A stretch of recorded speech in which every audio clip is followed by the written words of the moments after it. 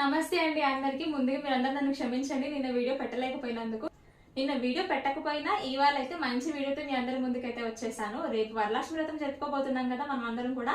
అయితే ప్రతి ఒక్కరు కూడా వాళ్ళకున్న డౌట్స్ అన్ని కూడా మనం మన వీడియోలో అంటే లాస్ట్ వీక్ మన ఛానల్లో పెట్టిన వరలక్ష్మి వ్రతం వీడియోకి అయితే చాలా మంచి రెస్పాన్స్ వచ్చింది కదా. అయితే ఆ వీడియోలో ప్రతి ఒక్కరు కూడా అడుగుతున్నారు వాళ్ళకున్న డౌట్స్ అన్ని కూడా.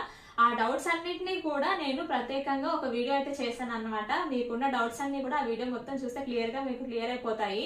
ప్రతి ఒక్కరు కూడా అమ్మవారికి ఖచ్చితంగా చీర పెట్టాలా, అమ్మవారికి బ్లౌజ్ ముక్కలు పెట్టాలా, మన ఇంట్లో ఉన్నవి వాడుకోవచ్చా వాడుకోకూడదా, అమ్మవారికి ఖచ్చితంగా కాసు కొనాలా, ఒక సంవత్సరం కొంటే మళ్ళీ సంవత్సరం మళ్ళీ కొంటూనే ఉండాలా, ఇలా ఎన్నో వాళ్ళకున్న డౌట్స్ అన్ని అడుగుతున్నారు.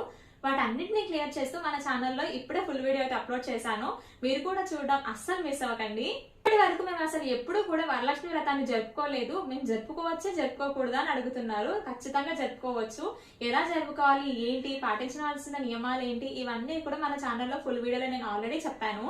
యూట్యూబ్ లో చూసే వాళ్ళకైతే కనుక నేను ఫుల్ వీడియో లింక్ ఈ వీడియో కింద ట్యాగ్ చేస్తాను. అండ్ ఇన్స్టాగ్రామ్ లో చూసే వాళ్ళైతే కనుక నేను స్టోరీలో ఇస్తాను లింక్. చూడడం మాత్రం అస్సలు మిస్ అవ్వకండి.